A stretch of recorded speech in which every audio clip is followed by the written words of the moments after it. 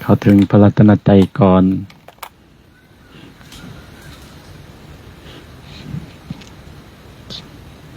คิดจั่วเทศนะฮะบ่ได้ยังก็ซ้ำนะโมสามจบก็ยังเป็นการดี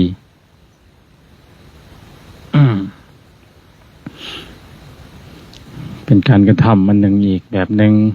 นะการกระทำมันก็จะเป็นความสินเคยเป็นอุปนิสัยกระทำแบบใดมันก็เป็นอุปนิสัยแบบนั้น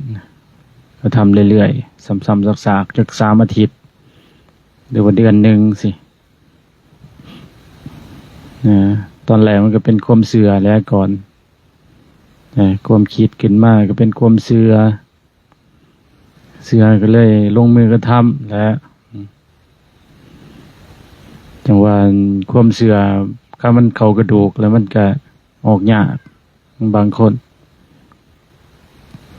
คันเสื่อไปในทางด้านสัมมาทิฏฐิใครอยู่แบบมันบ่เป็นโทษแก่คนอื่นนะมันเป็นประโยชน์แก่โลกแก่สังคมก็ดีเช่นว่าสังเกตประเพณีอันหนึ่งนะที่ชาวบ้านหรือว่าเจ้าผู้ใดแหละเวลาใส่บาตรบ่เวลาเขาฉันนับเวลาเขาอันนี้นะเขาเจ้าขนมบ่หรือว่านมบ่เอาไปว่างเอาไปยายไปถอก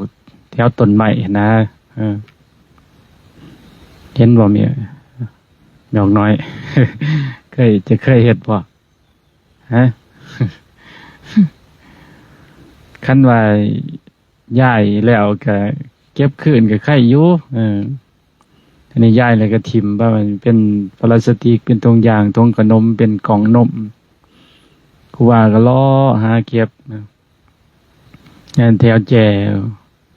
ผ้าแจวแถวแจกาแฟแจต้นไม้ต่างๆวิทยาศาสตร์โอ้เกินวันเป็นประเพณีของเขานะเป็นความเชื่อของเขาใช่ไหมทำมาให้ผ่านเน้นสันผ่านเน้นกินมันก็สิบ่ยิ้มท้องก็บ่ดีกว่าให้หมดกินนะแกจังหวันทุกอย่างพลาสติกมันเป็นพิษต่อโลกพิษต่ออากาศมันบ่ได้เปื่อยเด้คันเฮาบ่จูดบ่ไปเก็บจูดหรือว่ามันก็อยู่หั่นละหลายปีตัวอย่างว่าดินถมขุดขึ้นมาเป็นเท่าใดปีก็ยังเห็นคือเก่าอยู่มันเปื่อยบ่ได้มันเป็นพลาสติกเป็นยางเป็นอันนี้จังว่าคือเพิ่นจัดงานในสถานที่วัดว่ารามต่างๆคือกันเอาเครื่องมรสพครบงั้นหรือว่าเครื่องยังต่างๆเขาไปเสพไปยังในวัดนะเวลามื้อต่อมาตอนเช้าหั่นขาวผุอยู่ไผเก็บบัดนี้ เพิ่นบ่ชื่อน้อยหรือว่าครูบาหรือว่าคนอยู่วัดเก็บเฮ็ดผู้เฮ็ดก็ญาติโยมผู้มาเที่ยวมาเล่นทีมสระอยู่สังเกตใครอยู่บ้านเฮาบ่มีแบบซั่นนะ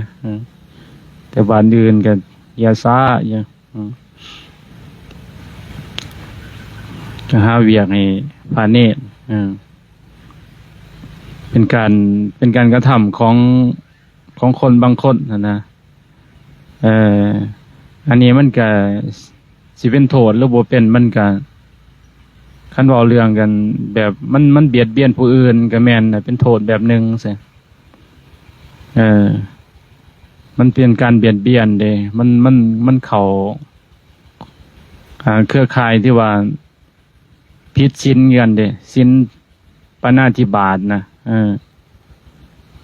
เบียดเบียนผู้อื่นเว้า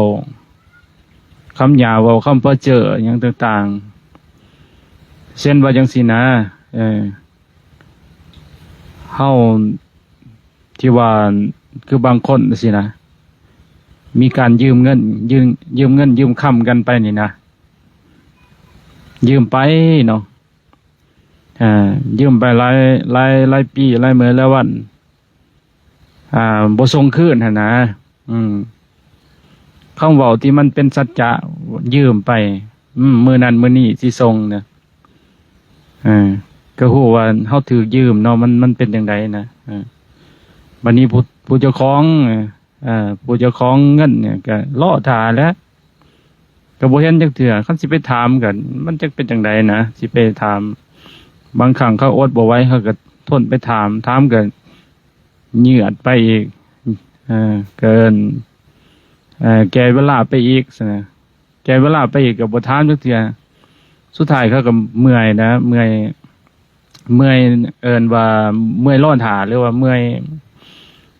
อยากได้คืนน่ะนะก็เลยว่างเฉยก็เลยว่างใจบ่เอาซั่นน่ะแต่ผู้ที่เอาไปนั่นมันเป็นกรรมแบบใดซะแต่ผู้ที่เอาไปนะมันเข้าข่ายผิดศีลเด้มันเข้าข่ายที่ว่ากระทำอธินาทานก็คือการลักขโมยเป็นการลักขโมยได้มันเข้าข่ายตัวนี้ฉะนั้นสิ่งที่เฮากระทำผิดศีลแล้วมันสิเป็นกรรมให้เฮาหลังจากนั้นเฮาก็สิตกนรกก่อนได้ตกนรกถ้าว่าเฮามีโอกาสได้เกิดเป็นคนอีกหรือว่าในชีวิตนั่นแหละกรรมตัวนั้นมันสิมาเบียดเฮาบ่แม่นว่าผู้ดังกล่าวน่ะจะขอเงินได้สิมาเฮ็ดให้เฮามันบ่แม่นได้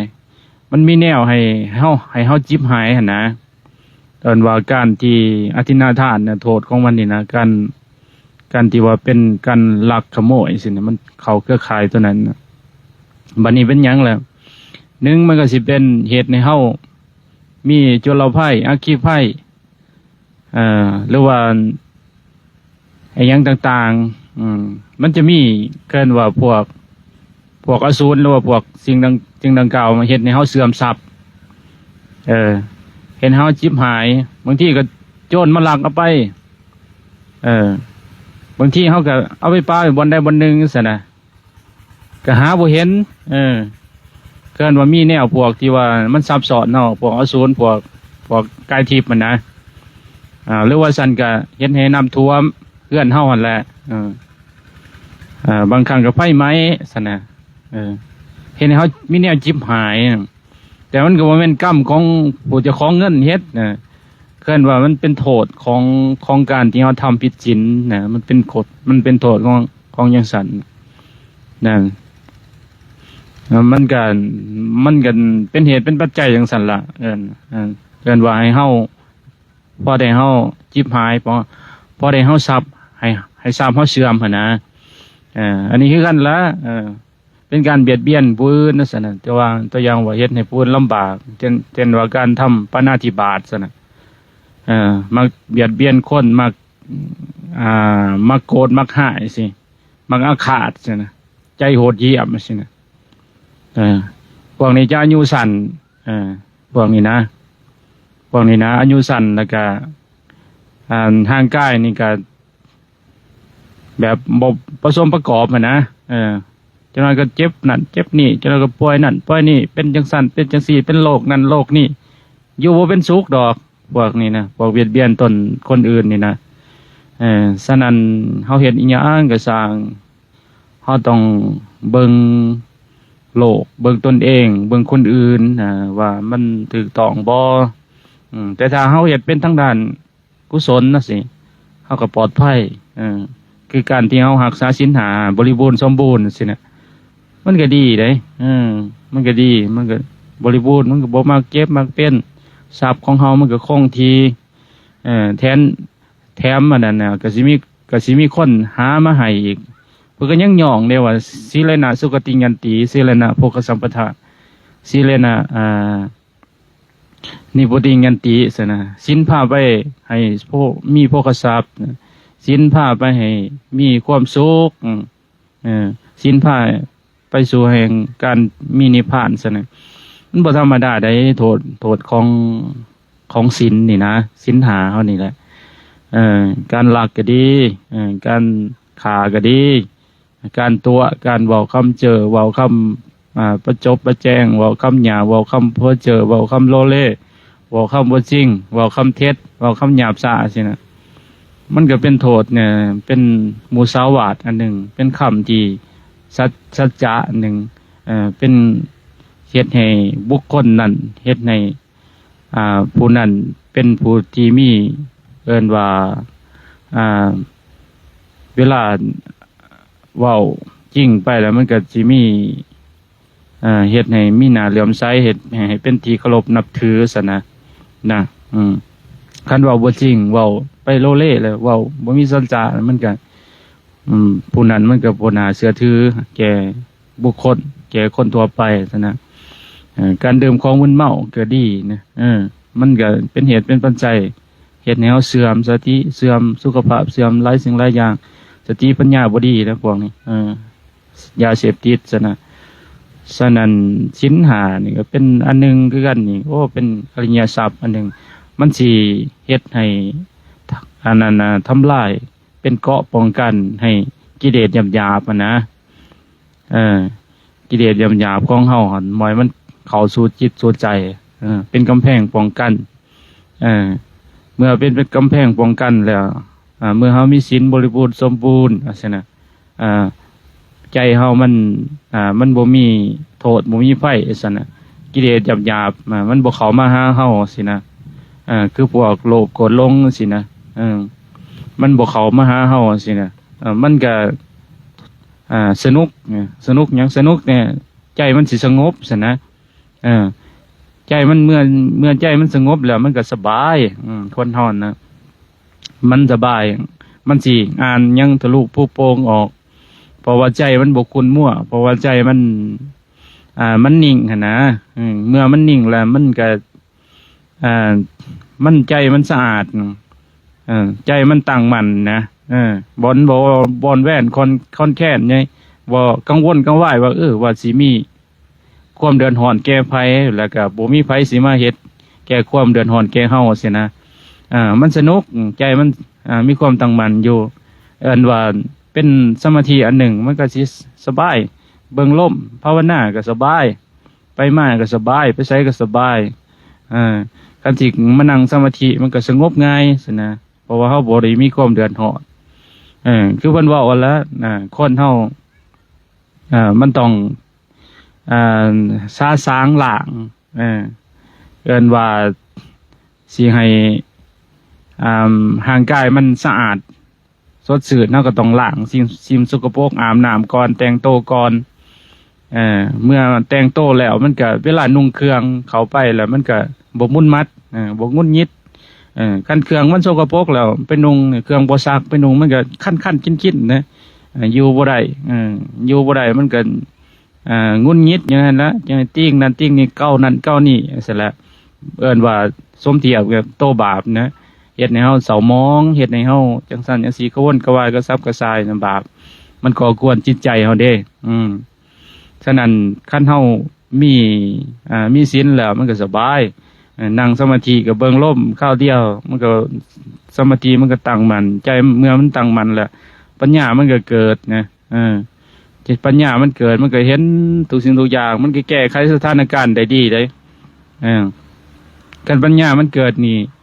แก้ไขทุกสิ่งทุกอย่างมันเข้ามาในชีวิตเฮาที่เป็นเรื่องครอบครัวก็สร้างเรื่องการทำมาหากินก็สร้างการเฮ็ดอิหยังก็สร้างมันก็สิมีแต่แนวดีๆเข้ามาซะนะปัญหาเข้ามาทุกอย่างมันแก้ไขได้แก้ไขได้แล้วก็เมื่อแก้ไขได้แล้วมันก็สิพอกพูนขึ้นดีทั้งมีทั้งโภคทรัพย์มีทั้งทุกสิ่งทุกอย่างแหละในโลกนี่นะจริงที่โลกเขาปรารถนาสามันก็สิมีขึ้นดีขึ้นซะนะฉะนั้นนะเป็นสิ่งที่สำคัญนะ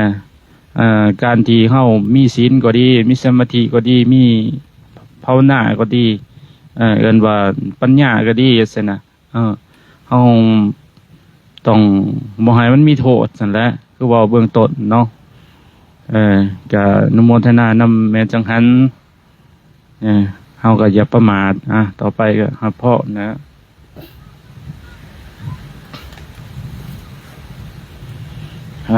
จะหน่อยเด้อให้พรบ่ได้ให้ลายมือเลยแห้งเด้อ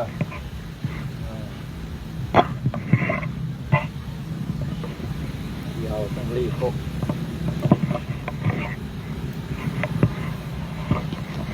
สัพพิติโยวิวัสสันตุสัพพะโรโควินาศตุมาเตภวัตวันตรายโยสุขีทีขายุโกภวะอาภิวาทนาสิริสานิจังวุธาปจายิโนจัตตารโอธรรมาวัฏันติอายุวันโนสุขังพลังอายุโทปรโทธีโรวันนาโทปฏิภาณโทสุขัสสะทาตมิทวิสุขังโสธิคัสสติอายุสัตวะภารังวันนังสุขันจะปฏิภาณโททีขายุญาสวะโหติยะทายาโทปปัสสติติภาวตุสัพพมังคารังราคันตุสัพพเทวตาสัพพพุทธานุภาเวนะสัทธาสุธีภวันตุเตภาวตุสัพพมังคารังราคันตุสัพพเทวตาสัพพธรรมานุภาเวนะสัทธาสุธีภวันตุเตภาวตุสัพพมังคารังราคันตุสัพพเทวตาสัพพสังฆานุภาเวนะสัทธาสุธีภวันตุเต